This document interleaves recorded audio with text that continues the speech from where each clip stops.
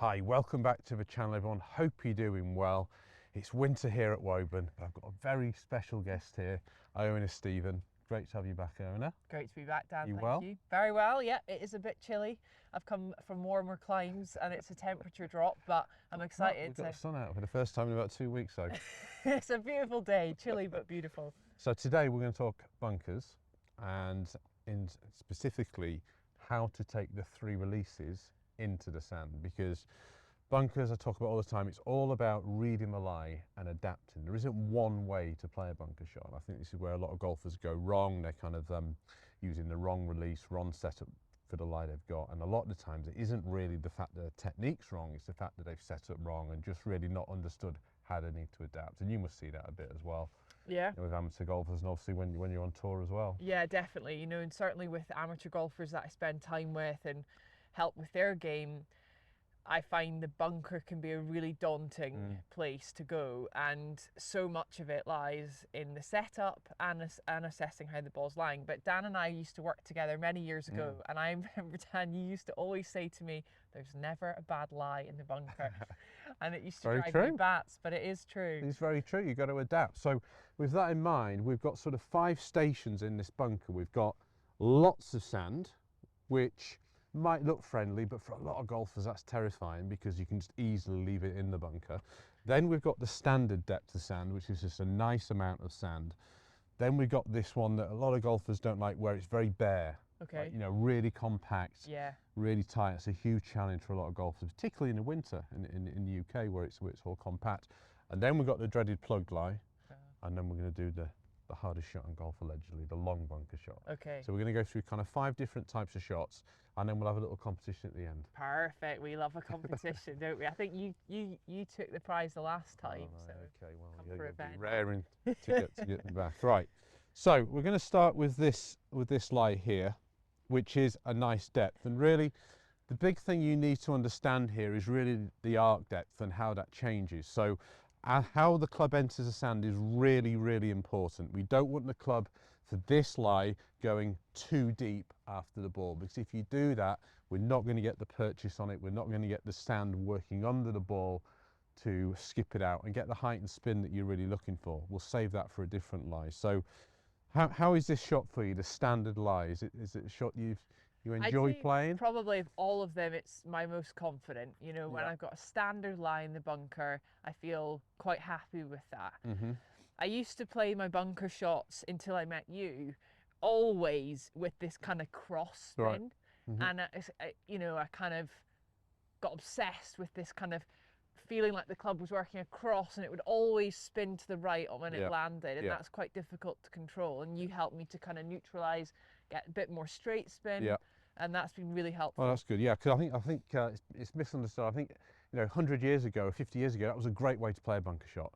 You know, the sand wedges weren't nowhere near as good as they are today. The bunkers weren't as good, and I don't think maybe understanding was quite as good. And sort of standing really open and slicing across it works, but that's come up way short. It's so difficult to get good distance control when you're swinging that far across it. So yeah, that's a great point you made, and you'll find that a lot of golfers now on tour, I'm sure you'll see a square or even slightly close sometimes, like the foot's actually slightly withdrawn, and then you can work the sand much more towards the target, and it's so much easier to get the control, and you can see the difference in the lines in the swing path there through the sand. So that's a big point. But in terms of the different releases, obviously I teach that left hip release, the front hip release there, which uses sort of more the front section of the sole there, and then there's the release 2, which points just after impact back at the belt buckle, which is really using this middle section, and then I've got a third release which is just after impact. It's pointing back at the right hip here, which is using the back. And you've got to think about which part of that sole do you need to put into the sand. Obviously you've got to get the arc depth as well for each lie. Now for this lie, where we know there's a nice depth, we want to be using a release 2 style through the sand, which isn't going to lay it too much, but equally we're not digging it in, which most people tend to do. They tend to dig into it too much. They're not using that bounce. So setup, really important for this standard lie. Nice wide stance, get that front foot flared out around about 45 degrees, pelvis forward, ball position around about 1 ball inside the front heel there. and we open the club face because we need to stand a little bit further away, which lowers the handle, so a loft starts aiming left. So we need to make sure we just open the club face up to the right in terms of where the grooves are pointing, and then we now have this little bit of reverse tilt with the upper body. Can you see that? Yeah. What you wouldn't want to do from this lie is lean this way, because that's going to get you too steeply down after the ball. Okay, we want to skip this. We're trying to splash this, so we want to be setting up this way, and then from there we release, and you can see how it slides under, and then we keep turning through it. Okay. Yeah, you know all this. We've done this years ago. Well, it's always great to be reminded. To be honest, speaking about, I always remember the kind of getting the weight over the toe. Yeah. But just seeing a visual reminder there of making sure that your upper body doesn't go as well. Yes. That's really a very good reminder. And that's good. And we'll do that there for that lie. That's a subtle change, you see. Yeah. Really, I think the lower body shouldn't change for any bunker shot. What you do vary is what you do here. You see, which changes the angle of attack. Now, for this lie here, we want to have a little bit of a lower right shoulder, which is then going to help you skip and splash the sand. Yeah. So let's see you play a few. Let's see what you've got. This flag here. Yeah.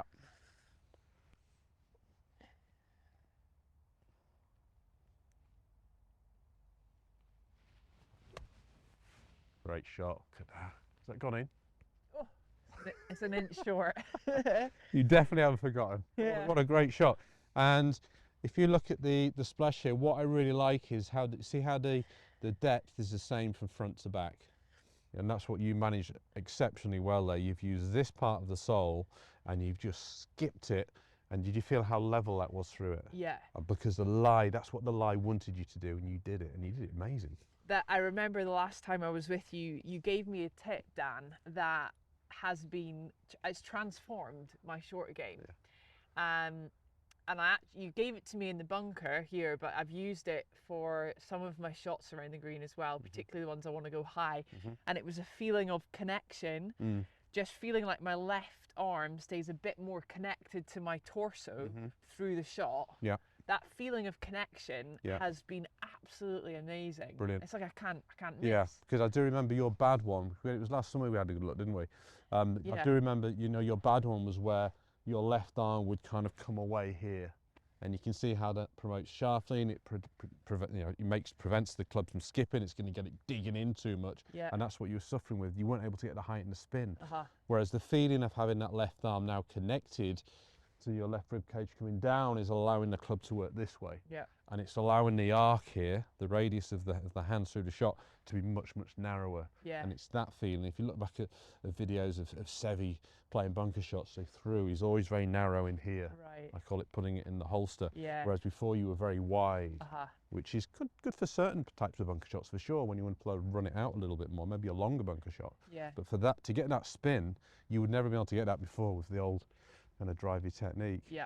So that's good. Does that make sense on the release too, for this standard depth of sand, and the arc depth was very consistent there through it, yeah? I think, it's just obviously this personal feeling of the connections really helped me, but for the majority of golfers, just setting up to that correctly because a lot of golfers think you've got to set up like a 7-iron. Yeah. And then when you tell them, splay that left foot out and get a bit of weight over there, they're going, really? Yeah. Are you sure you know golf? I go, no, honestly, because it doesn't feel natural to start with. You think, this is a bit extreme. Yeah. And then making sure that the spine is actually going the other way for this kind of shot. For this kind of shot. And you can't go far wrong. No, and it's just a great point you made in terms of relation to the stance, because most golfers get in a bunker, like you said, they get a bit nervy, they get a bit quick.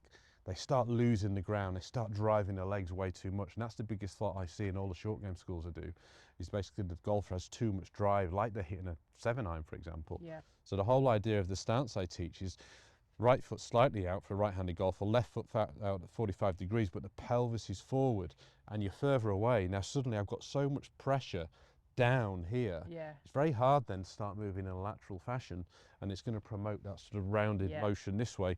And really my back heel and your back barely gets off the ground. Yeah. For a good bunker shot. So and I would suggest golfers to really exaggerate that, because what I often find is if I've got friends or family that I'm helping in the bunkers, I say, right, get in there, let's flare that left foot out, let's get over like that. and they're kind of looking at me going, nah, and then they kind of meet me halfway. Yeah. They go, all right, I'll flare the foot, but I'm not putting my weight over there. Yeah. I'm just going to keep it here. Yeah. And I'm going, all right, fine, okay. It's so hard to exaggerate, isn't It's it? so You've hard got to you've got to be exaggerate. brave enough to go further than you feel. Yeah. You think you might look silly or whatever. Now, this is an interesting one. Let's come over here. So this lie here is much more compact. It's typical probably of a lot of golf courses in the UK. With all the rain we've had, it just pushes it down. And some bunkers might not have as much sand in. There are many reasons why that might happen, but for here, there's not that much sand. I've sort of raked it away a little bit.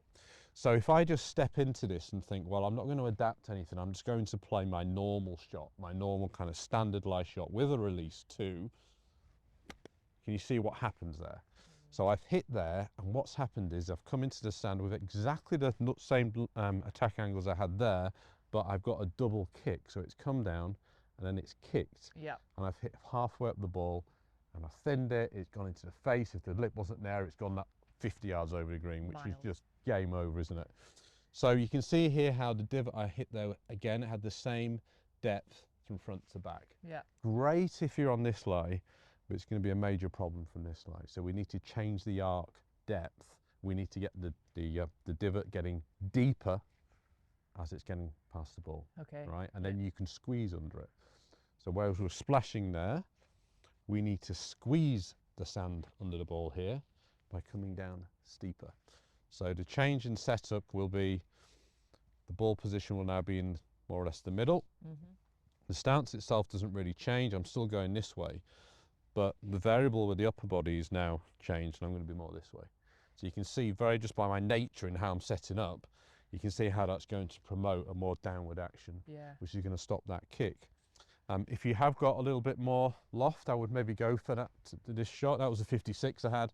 I've got my 60, so I'll stick with Yeah, our 60 is perfect from here because we are leaning the shaft, we're taking loft off, so we might as well start with more to begin with. Yeah. Okay, so we're going to do that. And think about the release here, where from soft sand, which we just had, we want the club to release this way.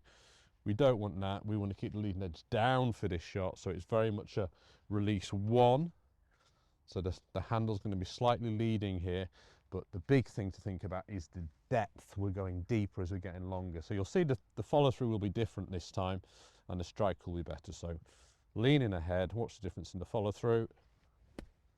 Nice. See, it's come out a bit lower. It's still spun, but you can see how the follow through is here. It's a perfect one finish. It's like a little punchy. Yeah, and you can see the divot. There's just much more downward impetus through there, and that stops the thin. And that's what golfers have got to recognise. You've got to switch your eyes on, but you've got to switch your feet on as well when you walk in a bunker. And if I was walking on this, I'd be getting alarm bells going.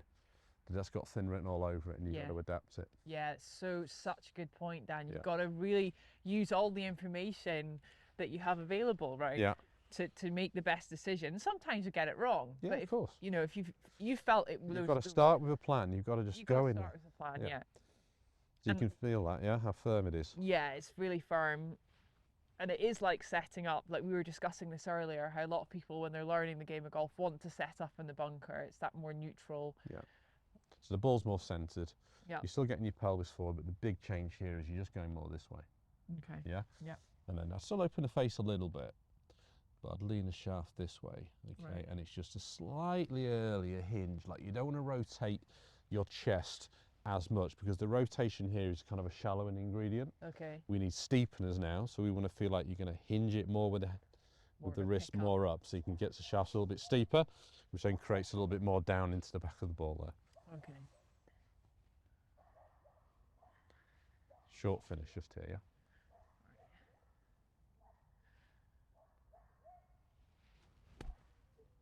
Very good. So you can see you've driven down, got it deeper there, just a touch more speed, and we've got that perfect. And is it feeling like the club's kind of going a little bit left? If you could, again, the left path is just a little bit of a steepener. So from this lie, certainly wouldn't mind you being a little bit open. Left, yeah. For sure. It's a steepening ingredient, good for this lie. There we go. So we showed that a little bit too much. Let's try that again. Stop the hustle. We don't get quite so open. Okay.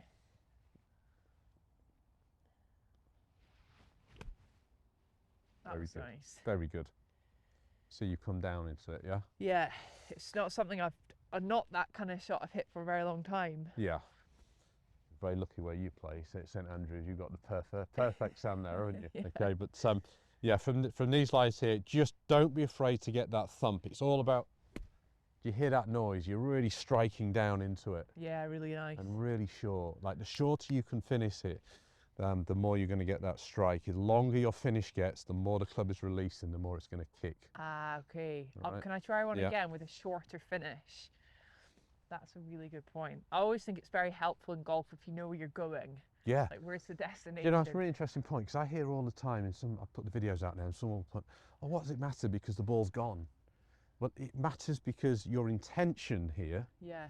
affects what comes in here. Yeah. Okay, how the club is coming into the ball versus how you're thinking here. Whereas most people think, well, as soon as I hit it, I'm done, I'll stop turning. But think about where you're going to finish, and it will change how you impact. Well, do you know, it is such an interesting point, Dan, because a lot of the golfers we speak to, I have the pleasure of interviewing on the DP World Tour. Yeah. I can think of a few off the top of my head, told me that they learnt the golf swing from the finish position. Okay, yeah. So, yeah. you know, some legendary coaches of the game have taught their pupils the golf swing and made them learn the follow through first. Yeah.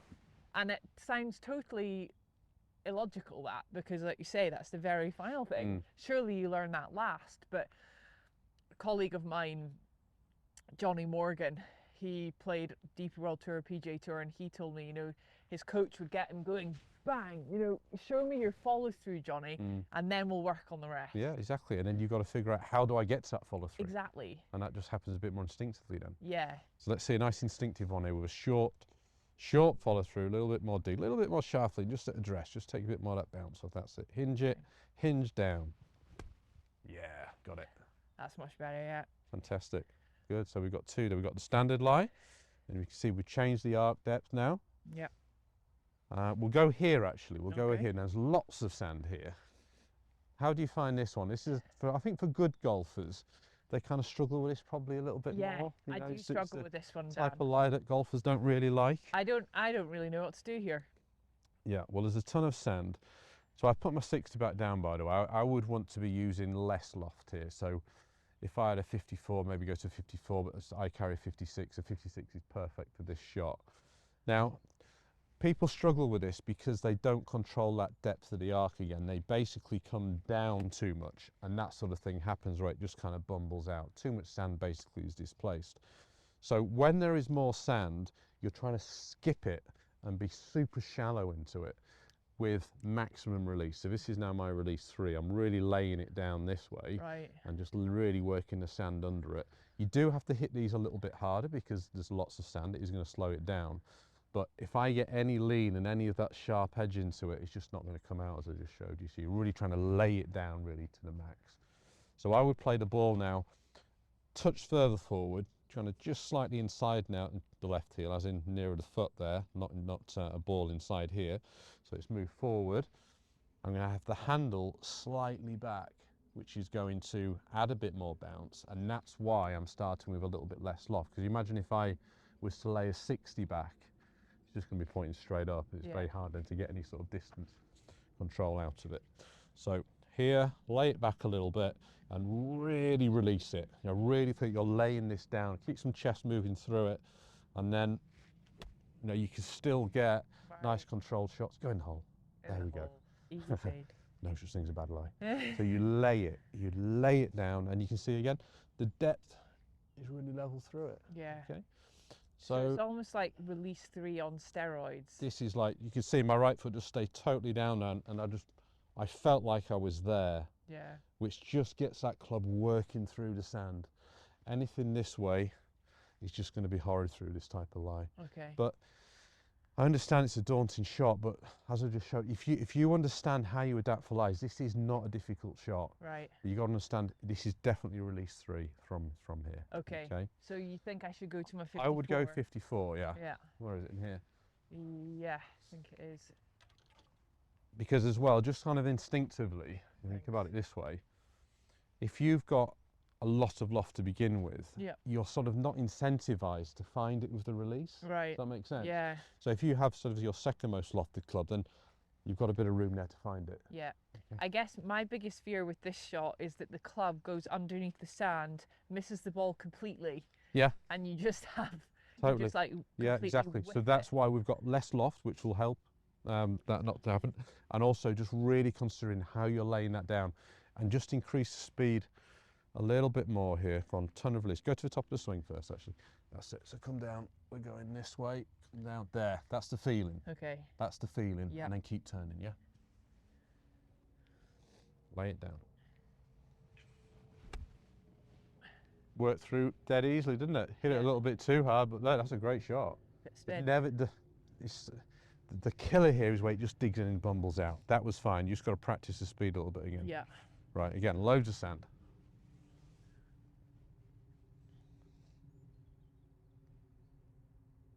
So it's turn. That's it. Lay it down. That's it. That's the feeling. I kind of fell back on that one a bit. Yeah, I a bit of an upslope there, wasn't you? And again, still released it really well. Still got a good chance there. Yeah, about 6, 7 feet. And really lay it down. Keep turning through it. No, not quite. Yeah, so that got a little bit deeper there, yeah? So think a little bit more about the butt of the grip. Like think about this part of the grip from here, like really working back up towards you. Yeah. Okay. We mustn't get it working downward. So it's Watch this spin. Here we go. Push, it's come back. Oh, nearly. Good. You hear that lovely spank noise as it's going down, spanking into the sand, really laying that soul into it, okay? The sound really tells you if you've done it right or not. Yeah, absolutely. But it's amazing how much I'm having to feel like I'm exaggerating, like you say. Yeah. You know, if you showed that to somebody, this is how I hit a bunker shot, they'd saw you like this. Yeah, which is totally opposite to how you'd hit a 6-iron, for example. Yeah. And that's one thing about the short game. It really is. A lot of shots in the short game are just totally opposite to anything you do in full swing. Yeah. But just to demonstrate, so if you play one now like we did from that hard pan lie, just so we can see the difference, okay? So just imagine you got the hard pan lie, open the face, and you're going to come down and get that deep divot. Can you see what happens? And this is why that would have been great if it was a bare lie, but from that lie it's just impossible. Yeah. You see how it was always going to be too steep there. Disaster. Yeah, okay, so we've got 3 releases now. Okay, we've got the 1 from the hard pan, we've got the 2 from the standard, we've got the 3 from the really kind of fluffy, really deep sand. The plug lie as well. Yeah. Always an interesting shot, isn't it? Yeah. But nothing to be feared of, really. People do really fear it. I don't fear the plug as much as I fear that one, funnily enough. Yeah. Like you taught me how to do the plug many moons ago. Okay. Well, I do call the plug lie an emergency, so I would use my 60-degree wedge. See what's in the back of the wedge there? Emergency use only. Nice. So I would use it here. So there's a couple of different schools of thoughts on plug lies. Kind of show me how you would play it to that right hand pin. That is sort of well plugged, isn't it? Okay. Anything you sort of think about? I mean, in terms of angular type, you want to be steep here, I presume. That's your big point. Yeah. Come down heavily into it. Yeah, I guess I would probably go back to more of that across the left. Yeah, I like that. The cutty shot. Again, a steeper ingredient. This is tricky to do that because the ball's slightly above my feet as well, but I guess I'm just going to think about the weight being a little bit more in the centre of my feet.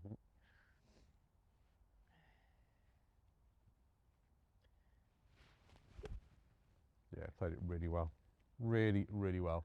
And I noticed you played that with a little bit of an open club face.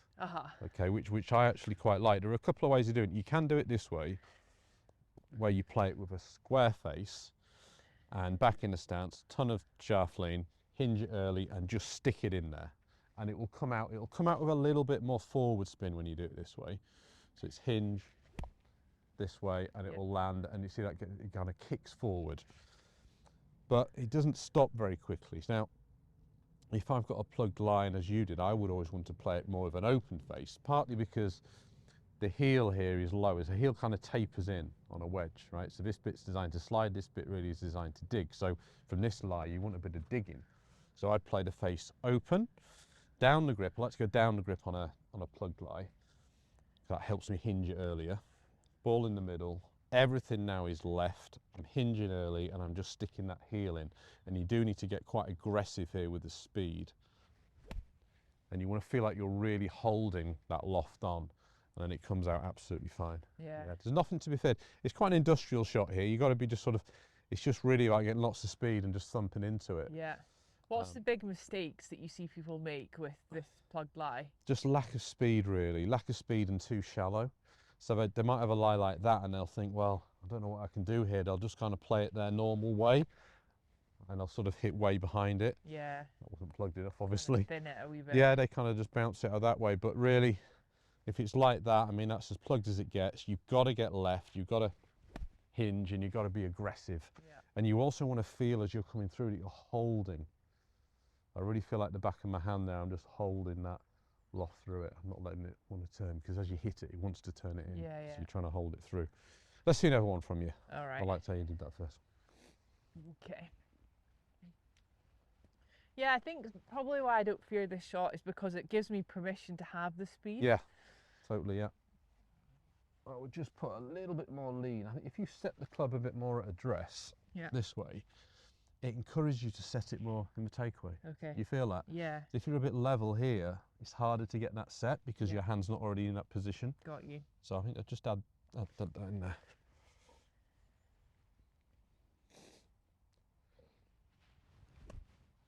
Yeah, really, really good. Yeah, I'll you've take got to that. pray for plugged lies. You're brilliant at plugged lies. Yeah, to be fair, that's probably a good shout. Good. And just little things as well, I think people don't quite understand is how the lies, the intricacies in the lie will affect the spin. So you can get a lie like that, for example, where it might be in a groove mark and it's sitting down a bit. Now, that lie versus this lie, in terms of the spin you can expect, would be very, very different. You know, there's no sand behind that. So I can just play that, you know, totally as normal, nice and releasey. Watch this spin. Okay. Whoa. Now, you know, this one, see that ridge behind it? Yeah. I'm never going to get that spin. So I see a lot of players, they'll play a shot, they'll play their normal shot from here, which is kind of the thing to do, but you can see it skips and it's going to land and it's going to run a lot. Yeah. Because of a lie.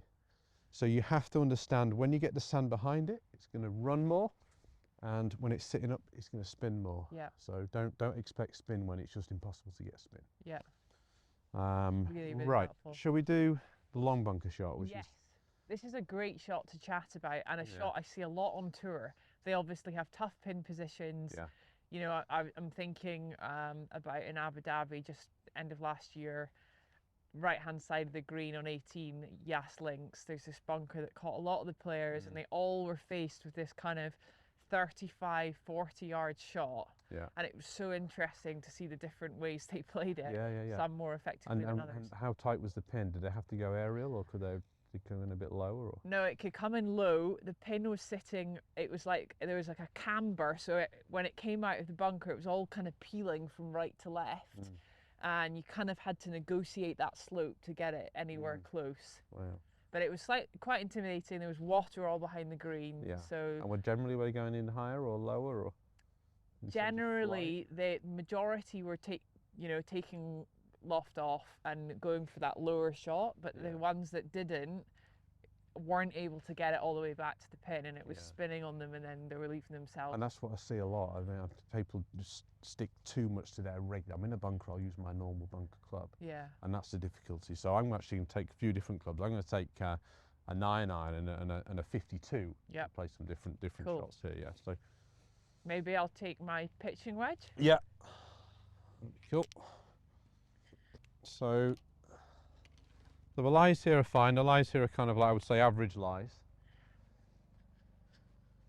So even for that right-hand pin, which is probably getting on for about 22, 23 yards, I could use the 56 there and just try and increase my speed a bit, but I can do that, and most sort of highly skilled golfers could do that. But if you're a higher handicapper, you start trying to get that longer shot. Again, mentally, your brain starts saying, I've got to get it there, and they start moving their legs too much, and that's where the thin shot comes from. Right. So when you get a stronger loft, you don't need to hit it as hard, so you can control the speed better and get a better strike. So even for that pin, I think a 52, 54, depending on what you carry, would be a good option there. So I still play this length pretty much the same, but with the stronger loft, it's going to make the carry. So normal kind of action.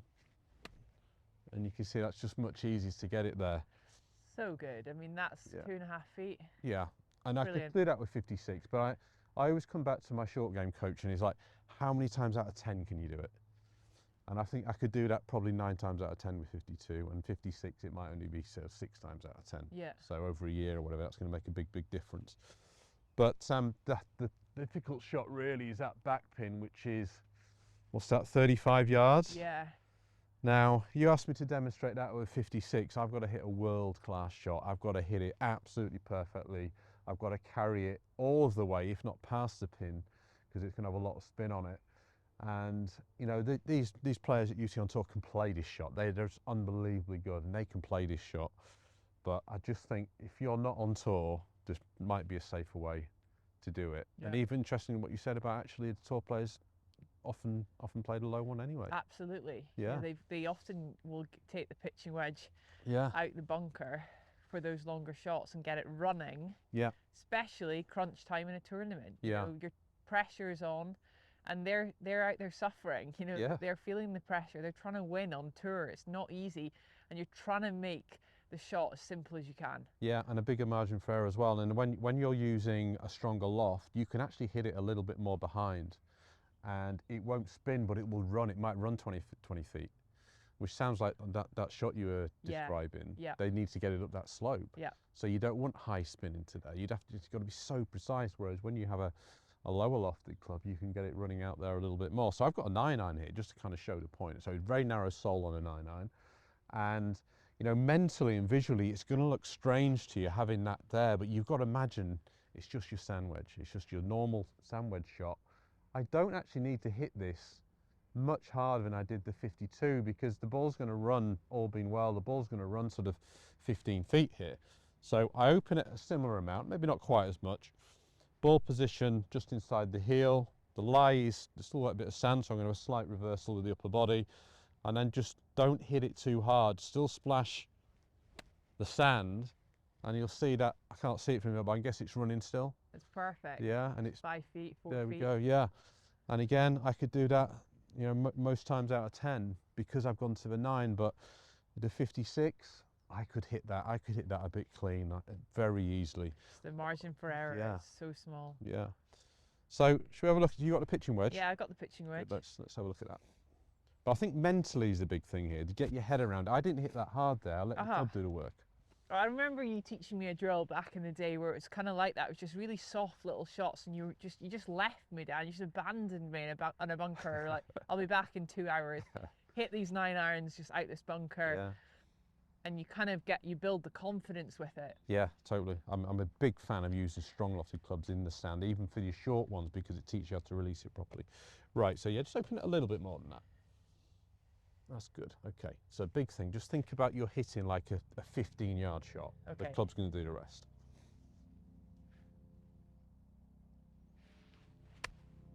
Very good. Very good. Yeah, there we go. That's 6 feet. 6 feet. How easy is that? So easy. One thing I'm remembering, something you said about kind of releasing it to kind of get it running a little bit. Yeah. Do you want me to do that? Or? In terms of the club face? Yeah. Yeah, you know, you can do that. It's more of a draw feel for Yeah.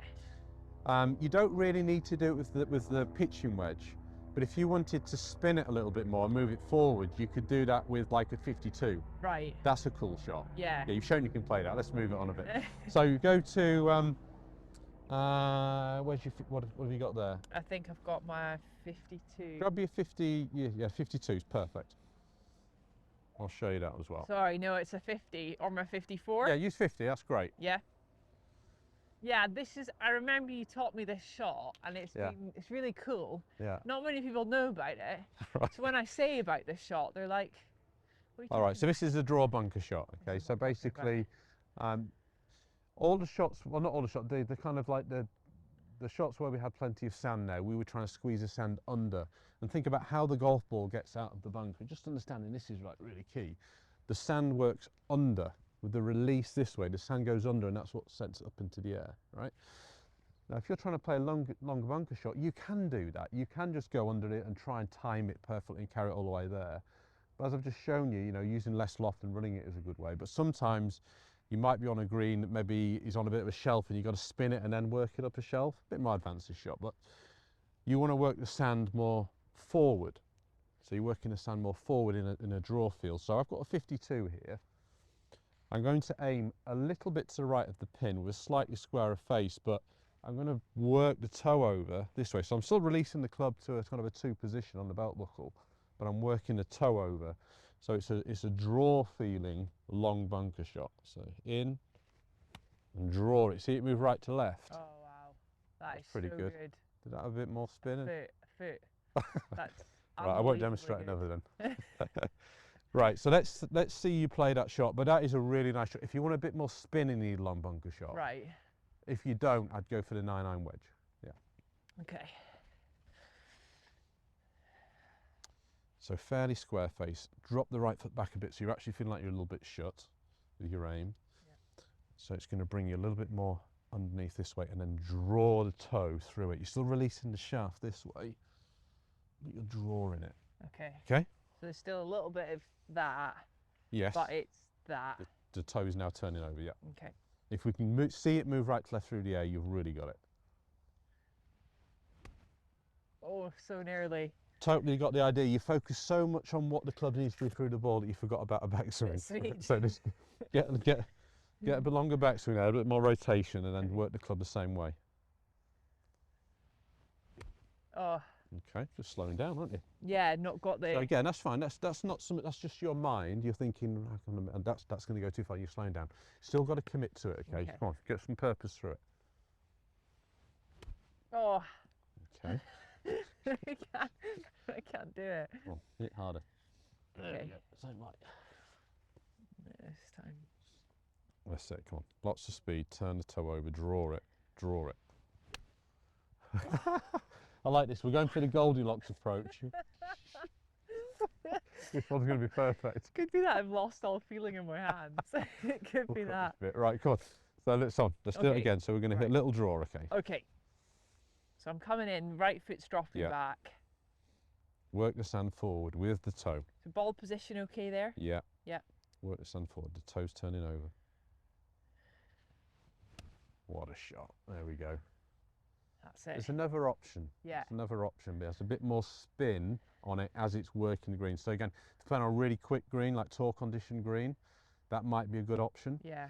If you've got lots of green and you just want to run it, obviously, I do think most of you should be using 9-irons. I would say where you stop using it, you probably an 8 might be the max. Where it becomes a bit tricky when you go, sort of lower that. But yeah, 8 to sort of 50 is a great option for this shot. Yeah. And it's a horrible shot, but made easy with the right club in your hand. Brilliant.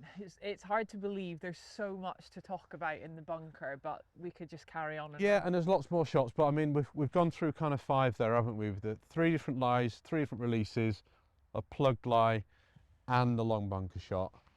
And yeah, you're in pretty good shape there. I quite like where your bunker play is. Yeah, well, thanks to you, I've felt pretty confident in the bunker for many years now, but I do need a bit of practice all round in the game, I think. Yeah, that's good. Right, should we finish with 3-hole competition? Come on, let's go. We're just going to do nearest to the pin from the front. You've got those 3 pins, okay? Okay, nearest to the pin. Yeah. You can use whatever club you want now. All right, I like that. Or release you want. We'll go from like a sort of standardish lie. Okay. And we'll do match play. So whoever gets closest. All right, closest to the hole gets the point. Yeah. Okay. So should we start with the back pin? Get the toughest one done. All right, okay, fine. Host gets the honour. I'm going to use 56 here actually because Okay. of the lip more than anything. I'm going to watch how you play. I've got the honour of it, right. Okay. That's 15 yards, so I'm just going to have a little bit more speed. Release 2. Go a little bit. Go a little bit. Oh, that's good. Oh, it's good. good, but it's 6 feet. Yeah, there's a little bit of room in that. I think I'm going to drop to my 54. Yeah. Just because I like that. don't think the 60 is going to get there. It's high Tara. Yeah, 54 is definitely the club. Yeah. Yeah, you've got a bit of room there. Okay. Big moment this.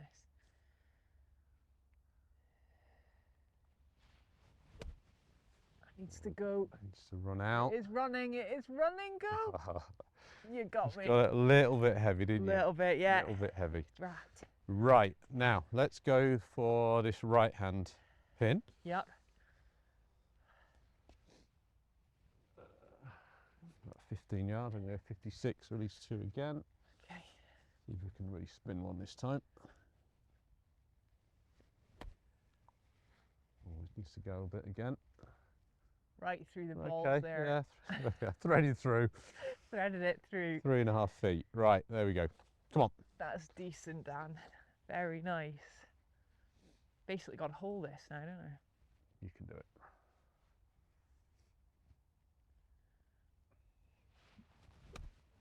Little beauty. Oh no, it spun. Too much spin. So it's gonna have to offer double points on the Okay, last one. I've got a chance of tying. Yeah, we'll do that. Right, here we go. Tight pin. I'm going to get lower. Lower down, okay, which helps me cup the wrist more and helps me hit the shorter one. Oh, so good. Okay, a couple of feet.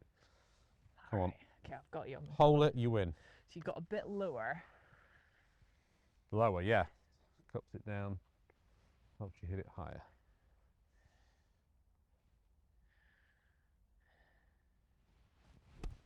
What a beauty. Get right. Just your line of it. When you played it, Oh. that was really good. Played that nicely. You I did. can't No, it's complain, really but good. you've Listen, got me no, there, Dan. okay, all right. Too Listen, good. You're in great shape. Hopefully that video's helped you understand the intricacies in bunkers. It's not about just stepping into a bunker and playing it one way. Look at the lie, switch your eyes on, switch your feet on when you get in. Think about the lie, change your release. I'm sure you'll be hitting better bunker shots very soon. Okay, see you next time.